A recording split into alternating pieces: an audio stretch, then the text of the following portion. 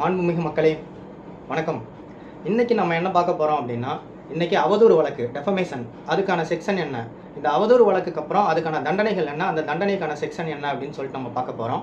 இதை ஒரு சின்ன எடுத்துக்காட்டாக நம்ம பார்க்கலாம் முதல்ல. ஏன்னா இது ரீசெண்டாக நடந்தது.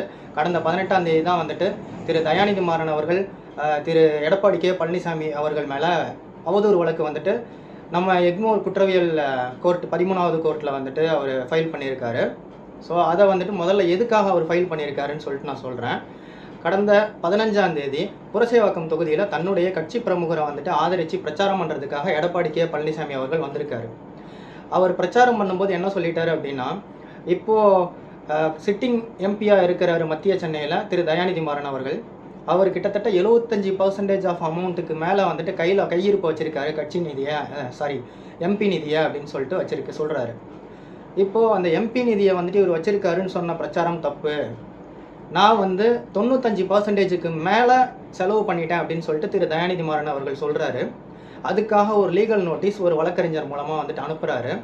அந்த லீகல் நோட்டீஸில் 24 மணி நேரத்துக்குள்ளே நீங்கள் பகிரங்க மன்னிப்பு கேட்டுட்டீங்க அப்படின்னா, இந்த பகிரங்க மன்னிப்பு கேட்டதுக்கப்புறம் நான் இதை பற்றி எதுவும் பேசலை, இல்லைன்னா நான் வழக்கு தொடருவேன் அப்படின்னு சொல்லியிருக்காங்க. இப்போ இந்த 24 மணி நேரத்துக்குள்ளே அவர் மன்னிப்பு கேட்கல அப்படின்ற காரணத்தினால திரு தயாநிதி மாறன் அவர்கள் நம்மளுடைய எக்மோர் 13வது குற்றவியல் நீதிமன்றத்தில் திரு எடப்பாடி கே பழனிசாமி அவர்கள் மேலே அவதூறு வழக்கு ஃபைல் பண்ணியிருக்காரு. இன்னொரு விஷயமும் அதில் சொல்லியிருக்காரு. அவர் என்ன சொல்லியிருக்காரு அப்படின்னா, நம்ம மத்திய அரசு 17 கோடி ரூபாய் எம்பியுடைய தொகுதிக்கு தொகுதி மேம்பாட்டு நிதியாக கொடுத்தது. அதில் இப்போ 17 லட்சம் தான் கையிருப்பு இருக்குது அப்படின்னு சொல்லியிருக்கிறாரு. இதுக்காக அவர் மேலே அவதூறு வழக்கு போட்டிருக்காரு.